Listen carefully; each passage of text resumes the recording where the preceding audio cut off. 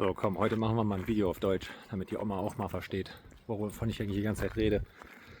Ich mache mich jetzt auf den Weg zum Flughafen. Ich werde heute alleine fliegen. Mein Lehrer wird am Boden sein und beobachten über Datenverbindung quasi. Wird sich quasi meine Transponderdaten während des Fluges anschauen. Ziel des Fluges heute ist, dass ich abhebe, vom Letňany Flughafen wegfliege, aus dem Verkehrsbereich rausfliege und dann läuft Musik.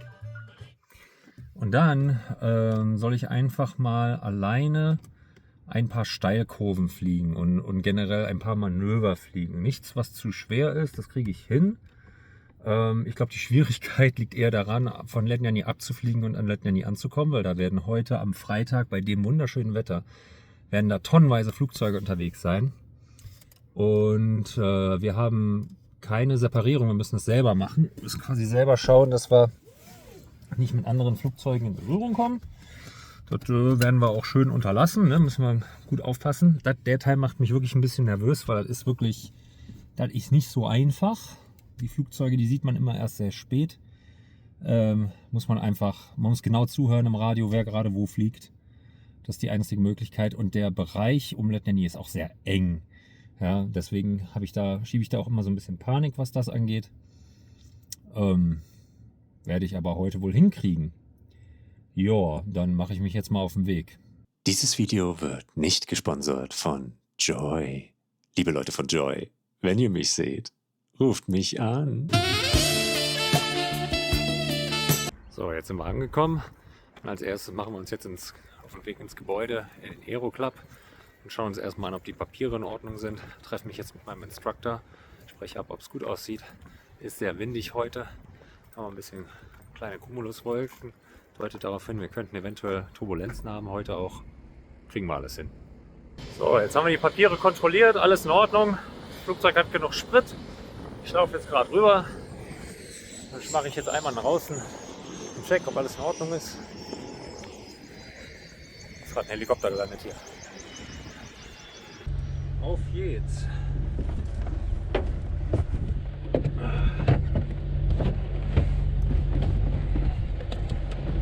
So, das erste, was man machen sollte, wenn man einsteigt, ist immer erstmal Gurte anlegen. Also 4 Sachen muss man machen nach dem Einsteigen.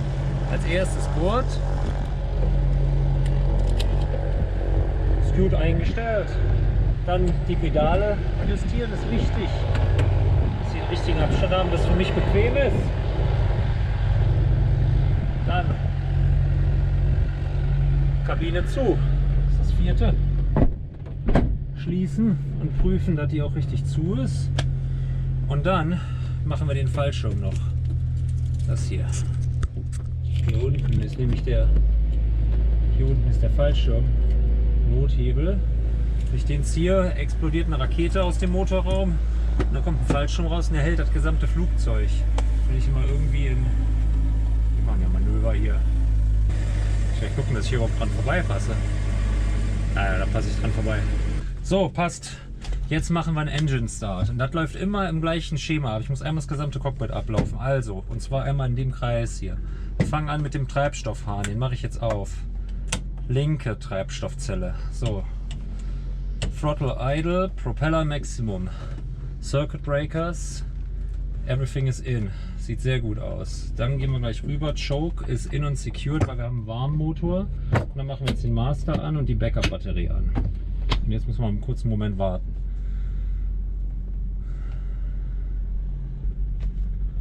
Während er das macht, gucke ich schon mal nach dem Treibstoff. 18 plus 21, also links ein bisschen weniger als rechts. Nach dem Takeoff kann ich dann vielleicht auf rechts umschalten. Wir machen aber erstmal auf links. Öl ist warm, sehr gut, dann machen wir jetzt an. So, Strobe on, Fuel Pump on, Bremse. Los geht's.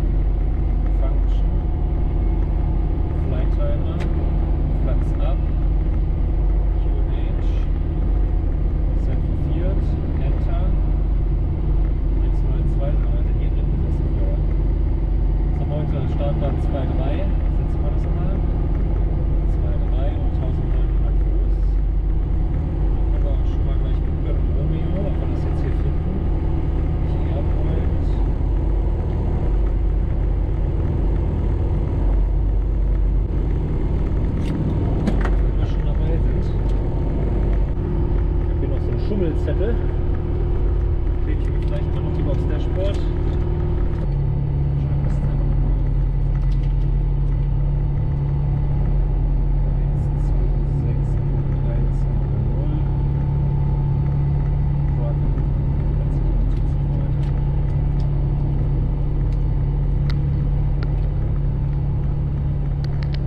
So, jetzt hört er mich ja auch wenigstens, wenn ich mal was sage hier.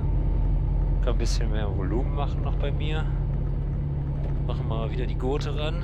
Nicht, dass wir noch aus dem Fenster fliegen. Es ist nämlich so, dass das Verdeck bei diesem Flugzeug, wenn ich jetzt kopfüber wäre, würde ich da einfach rausfliegen. Das hält mich nicht auf. Das ist ein ganz dünnes Material. Deswegen hast du auch so Gurte hier so an der, um die Schulter rum. Das ist zur Sicherheit. So. Ich gehe gerade mental einmal den Flug durch. Wir werden einmal hoch, rum. Vor dem dritten Turn werde ich dann sagen, leaving via Romeo, contact Cabelli Tower. Cabelli Tower frage ich dann den Durchflug an. Passt das. Kriege ich hin. Okay. Ready Radio, Oscar Kilo, Echo Mike Delta, good afternoon. Oscar Kilo, Echo Mike Delta, Lightning Radio, good day. Bristol 2-3 next to the fuel station 1 POB. Commander Radziewski requesting information for departure via Romeo. Oscar Kilo, Echo Mike Delta, runway news 23 right hand circuit, QNH 1012, maximum 2,000 feet. Runway news 23 right hand circuit, maximum altitude 2000 feet, QNH 1012, Oscar Kilo, Echo Mike Delta, and we will taxi to the holding point, runway 23. Lightning Radio. Gut, Parkbremse aus, Klappen sind oben, auf geht's. Ja, und ich dachte, ich nutze jetzt mal die Gelegenheit, einfach mal zu kommentieren, was ihr da jetzt gerade gesehen habt. Meine Anfrage an unseren Dispatcher, der bei uns im Tower sitzt, war schlicht und ergreifend, die Abfluginformationen einzuholen. Das ist Pflicht bei uns. Der muss einmal seinen Text runtersagen und wir müssen einmal zurücklesen, dass wir den Text verstanden haben. Da geht es auch einfach darum, das kann sich ja täglich ändern.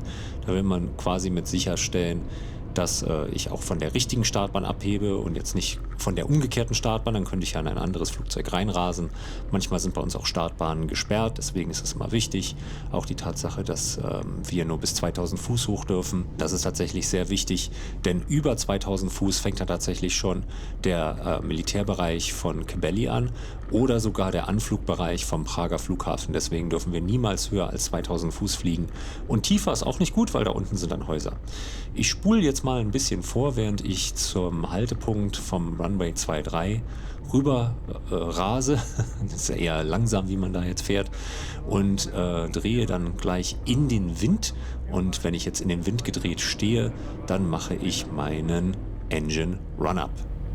Gut, so jetzt machen wir Engine Run-Up, schauen, dass der Motor richtig läuft. Auf geht's.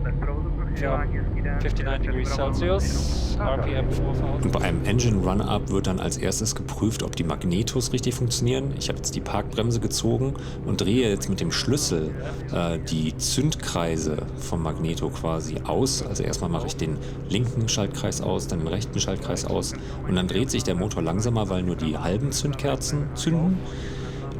Und das muss dann aber auch rund laufen. Wenn der Motor dann schon wackeln würde, dann wäre das schlecht. Was ich jetzt probiere, ist die Umdrehungszahl des Propellers anzupassen. Ich habe einen variablen Propeller in dem Flugzeug, wo ich den Anstellwinkel der Rotorblätter einstellen kann. Wenn man den verstellt, dann dreht sich der Propeller langsamer, weil er mehr Luft schaufeln muss. Und jetzt als letztes ziehe ich noch den ich glaube, das Carburetor ist der Vorvergaser. Den kann man erhitzen und dann, wenn man die Heizung andreht, dann läuft der Motor auch langsamer. Damit kann man prüfen, ob der funktioniert. Und dann muss auch der Motor wieder normal laufen, wenn man den wieder ausmacht. Und jetzt schalte ich den Motor einfach auf Leerlauf und schaue, dass alle Instrumentenanzeigen des Motors einfach grün anzeigen. Interessant. Okay, sind wir zurück auf 2000. Okay, gut. Jetzt kommt meine Haltepunkt-Checkliste. Als erstes prüfe ich, ob der Treibstoff in meiner linken Treibstoff genug ist. Hier schaue ich jetzt, ob die Sicherungen alle drin sind. Meine Trimmung muss richtig eingestellt sein. Fuel Pump on. Landing lights on. Enough lights Jetzt gucke ich, ob die Systeme alle an sind. off. EFIS avionics on. Alternator 1 and 2 are on. Master switch is on. Ignition both. Backup battery is closed. And choke Oscar Kilo, Mike is Sierra closed Lima, prosím, pojďte zůstat and na secure. palubě, jméno velitele a činnost. left. Und während ich hier meinen Check mache, überholt mich hier einfach jemand, was ich auch irgendwie lustig finde. Erstmal ist das schon okay, dass man sich gegenseitig überholt, weil wir sind auf einem unkontrollierten Flugplatz. Allerdings hat sich dann der Kollege einfach mitten auf den Taxiway gestellt, sodass man da nur sehr schwer dran vorbeikam. Was natürlich doof ist, weil der machte dann natürlich auch seinen Run-Up und stand dann erstmal nur im Weg. Da muss man da sich seitlich dran vorbeiquetschen. Deswegen stelle ich mich eigentlich immer lieber ganz gerne an den Rand, sodass auch andere Leute dran vorbeikommen. Aber was soll's. Und wer jetzt auch genau aufgepasst hat, wird feststellen, dass ich bei meiner Haltepunkt-Checkliste einen sehr wichtigen Punkt vergessen habe, was unglücklich ist, aber solche Fehler passieren nun mal und muss ich aber eventuell nochmal mit dem Instructor drüber reden, was eventuell hier eine bessere Vorgehensweise wäre, um das in Zukunft nicht nochmal zu vergessen.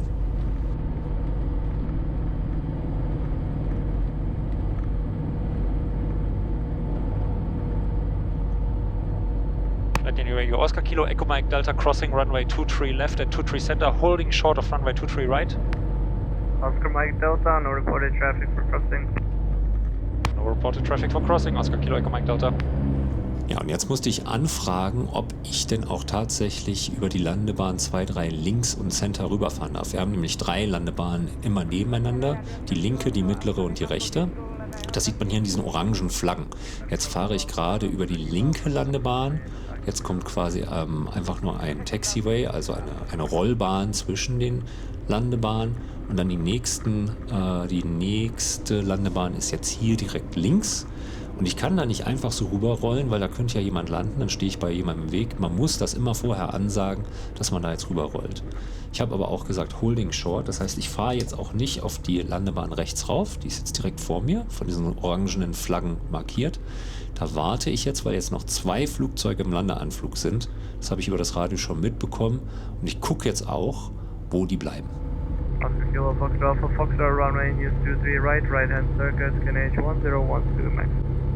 Noch eine Maschine im Anflug, da warte Oscar ich. Kilo Echo Mike. Hui. Hui. Das hat die Kamera jetzt leider nicht eingefangen, wie der Kollege jetzt mit dem Wind gekämpft hat. Oder die Kollegin, und die musste dann entsprechend rechtzeitig durchstarten. Das war eine andere Flugschülerin, die jetzt auch Platzrunden übt gleichzeitig. Das ist schon nicht so einfach mit viel Wind. Turn around with respect to the traffic, departure turn on discretion, wind 220 degrees, 8 knots. Departure out discretion, Oscar Kilo Echo Mike Delta. Gut, Transponder Alt. Enter. Und jetzt warte ich noch, dass die Kollegin genug Abstand zu mir hat. Und los geht's. Und los geht's.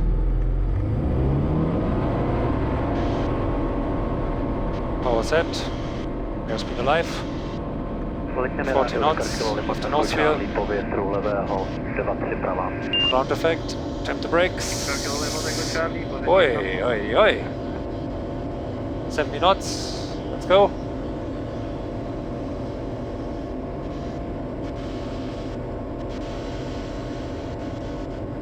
Mann, haben wir eine Performance heute. 1000 Fuß. Oh, ich habe die Klappen vergessen. Scheiße. War Flapless Takeoff. Ah. Deswegen habe ich auch so eine irre Performance.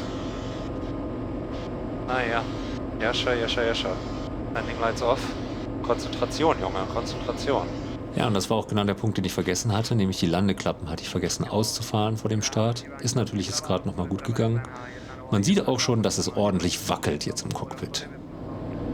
Užívání 2-3 prava, okruhy doprava, nejvyšší než 2000 stop, QNH 1012.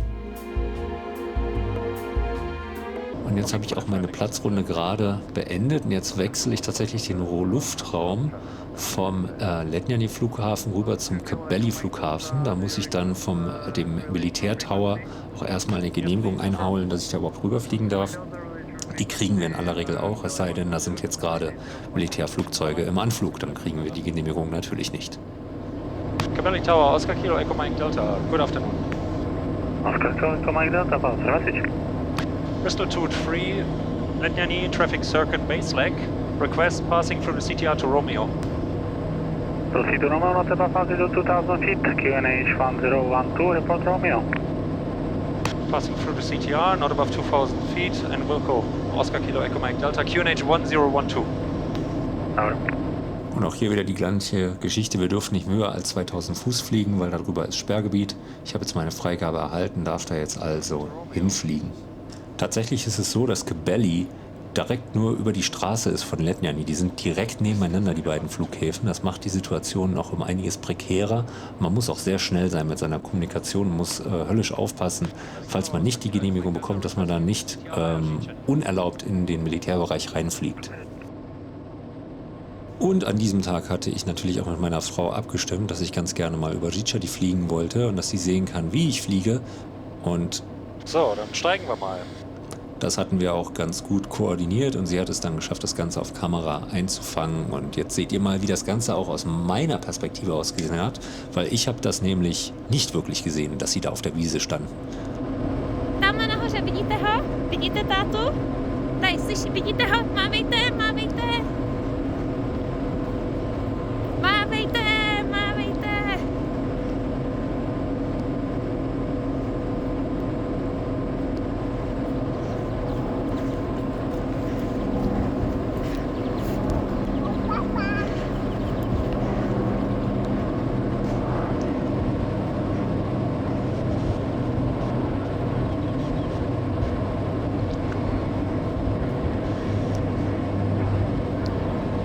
Ich will nicht fliegen. Hej, my tady. Tower leaving your city via Żyčany. Bye bye. See you later. Jetzt so im Nachhinein darüber nachdenken, denkt man sich natürlich schon, Mensch, warum bin ich da nicht einfach im Kreis geflogen? Hätte ich noch mal rausgeguckt, hätte ich es gesehen. Die Tatsache war aber, dass es auf dem Flug dermaßen wackelig war in der Luft und Żyčany auch etwas höher ist, dass ich einfach Bammel hat, weil die Kiste so sehr gewackelt hat. 2400 feet. Roger, continue below TMA Praha and Belly, QNH 1011. QNH 1011, Oscar Kilo Echo Mike Delta. Und jetzt direkt hinter Żyčany bin ich tatsächlich aus dem Militärbereich raus. Das heißt, ich darf jetzt schon ziemlich hoch steigen und kann eigentlich auch hinfliegen, wohin ich will. Ich bin jetzt quasi frei. Wie man sieht, das Cockpit wackelt ordentlich rechts und links. Das sind nicht meine Flugkünste, das sind tatsächlich die Turbulenzen, die mich da immer hin und her schieben. Jetzt mache ich einen Steigflug. Das ist auch ein vordefinierter Prozess. Da muss man immer als erstes einstellen, auf welche Höhe man will. Dann stellt man den Anstellwinkel der Propeller auf den kleinsten Anstellwinkel, sodass sich der Propeller sehr schnell drehen kann. Man erhöht den Schub auf das Maximum. Und gleichzeitig zieht man die Nase so hoch, dass man eine gewisse Geschwindigkeit hält. Und damit stellt man quasi sicher, dass man den optimalen Steigflug durchführt. Das fühlt sich alles super komisch an, wenn man das im Cockpit macht, ist aber die effizienteste Art, um auf eine neue Höhe zu kommen. Und auch umgekehrt, sobald man die Höhe erreicht hat, stellt man dann den Schub wieder zurück und muss den Propeller wieder auf einen etwas angenehmeren Anstellwinkel stellen, damit er effizienter arbeiten kann im Normalflug. Es ist ein relativ komplizierter Mechanismus, funktioniert aber etwa so wie eine Fahrradkette, wo man die Gänge einstellt quasi. Man stellt dann quasi wieder ein paar Gänge höher und für den Steigflug hat man halt Gänge runtergeschaltet, so kann man sich das vorstellen. Und die Treibstoffpumpe, die ich da mal an- und ausmache, ist die Sekundärtreibstoffpumpe. Die macht man aus Sicherheitsgründen an. Ist das ein Gewackel hier? So, jetzt können wir 10 Minuten lang ein bisschen durch die Gegend kurven. Treibstoffpumpe aus. So, fliegen wir jetzt hier schön über die Felder. Mann, Tschechien ist schon schön.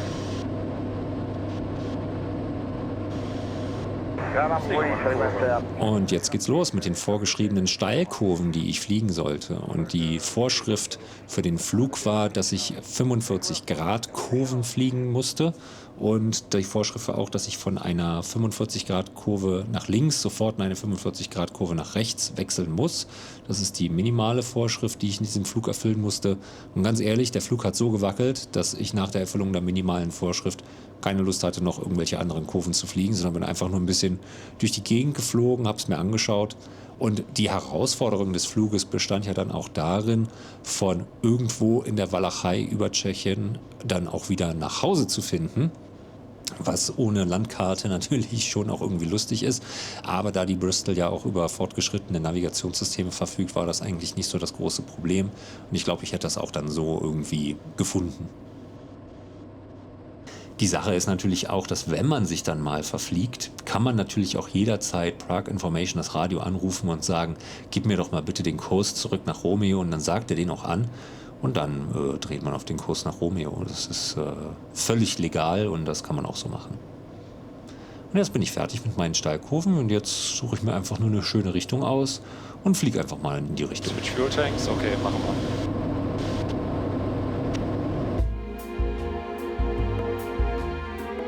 Capelli Tower, Oscar Kilo Echo Mike Delta, hello again. Der Rückflug läuft dann ganz genauso ab. Man muss dann sich wieder beim Militärtower einwählen und anfragen, ob man durchfliegen darf. Der lässt einen dann auch entsprechend durch oder auch nicht. In meinem Fall hat er mich durchgelassen. Von da ist es dann eine relativ große Herausforderung, rechtzeitig bei Letňany wieder rüberzuschalten und anzufragen, weil im Militärbereich hört man ja nicht, wer sich überhaupt in diesem Kreisverkehr, sage ich mal, über Letňany, also in der Platzrunde, das heißt ja Platzrunde, wer sich überhaupt in der Platzrunde befindet. Man kann natürlich monitoren, aber das ist riskant, weil wenn man monitort, dann hört man vielleicht wieder nicht den Militärtower. Man könnte den dann überhören, das ist dann ein bisschen riskant. Deswegen ist das alles ein bisschen unangenehm, sage ich mal. Mein Fluglehrer hat mir dann noch Tipps gegeben, was man da noch für gute Gegenmaßnahmen ergreifen kann, falls einem das zu unangenehm ist. Man kann zum Beispiel, statt direkt in die Platzrunde einzufliegen, auch erstmal einfach noch quer über den Flugplatz rüber. Da fliegen normalerweise keine anderen Flugzeuge. Es gibt also verschiedene Tricks, die man da anwenden kann. Wie dem auch sei, ich bin dann in die Platzrunde zurück. Da war dann auch keiner drin. Allerdings 10 Sekunden später waren dann plötzlich 2 andere Flugzeuge vor mir. Das ging also ratzfatz, dass ich plötzlich nicht mal der Erste in der Kette war, sondern der Letzte. And currently no other reported traffic. Runway news 23 right-hand circuit, maximum altitude 2000 feet, currently nobody on the traffic. QNH 1011, Oscar Kilo Echo Mike Delta. This is Kilo Foxtrot Hotel coming from Romeo at 1800 feet, QNH 1011. Currently entering on the extended center line from René 23 to enter the Kesta High information. Letňany rádio skartila Bravo 1 kilometrů, připojení do 4. zatáčky pravého dráhy 23. Radio Oscar Kilo Echo Mike Delta joining traffic circuit at the first turn. Oscar Mike Delta, continue, you're currently number 3. Number 3, Oscar Kilo Echo Mike Delta.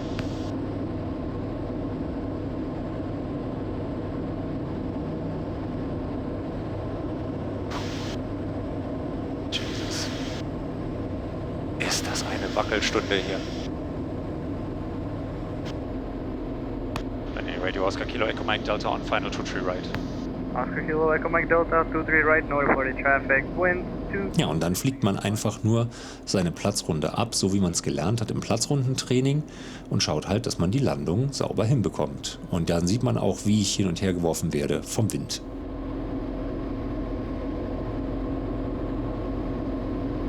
Ist das ein Wind?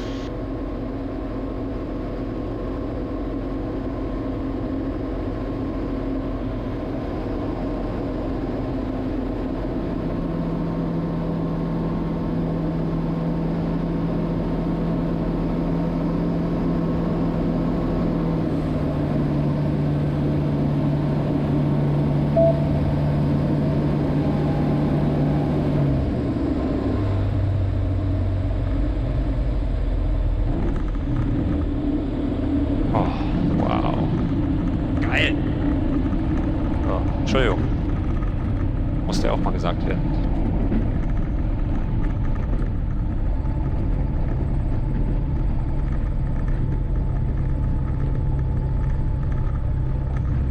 Radio Oscar Kilo Echo Mike Delta crossing runway 23 center and 23 left. Oscar Mike Delta, no reported traffic for crossing. Have a good day, bye-bye. No reported crossing traffic and we're taxiing back to hangar. Thank you for your service. Bye-bye, Oscar Kilo Echo Mike Delta. Letňany rádio Oscar Kilo Lima Tango Letní radio z Kilo Hotel jako India, zpětná frekvenci So, geschafft. za 2 minuty Borek, Flap Zero. 1030 feetů a pokračuju Transponder standby. doletňám Flight timer na off. přistání a slyšel jsem protiprovozu na Borek. Oscar Kilo Hotel jako India, letíme rádio, dobrý den, QNH 1011 a provoz teďka opustil směr Borek, jak jste říkal. Sieht so aus, als würde ich da passen. So, und während ich jetzt einparke, verweise ich gerne noch auf dieses coole Flugzeug hier links, diesen Doppeldecker. Das ist eine Antonov AN-2. Das ist der größte einmotorige Doppeldecker der Welt. Der hat eine Maschine, das ist ein Motor, der wurde in der Sowjetunion produziert, seit 1937. 9 Zylinder, 1000 PS. Der frisst mehr Öl als mein Flugzeug Benzin frisst. Ja, das ist quasi ein riesiger fliegender Trecker. Und es ist schon sehr cool, dass dieses museumsartige, immer noch luftreife Flugzeug hier in Letňany anzufinden ist. Parkbremse. So, Flaps 2. Radio aus. Hefe ist auf. Ist auf. Motor auf. Backup Battery on. Alternator auf. Master auf. Backup Battery auf.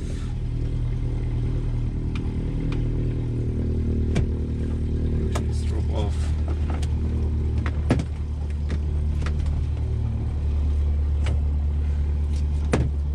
Fuel tank auf.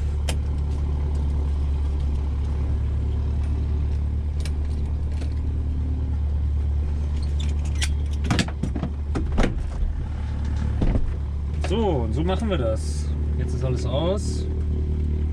Sind wir unten. Jetzt muss ich danach noch zurück in den Briefingraum und mir dann quasi anschauen.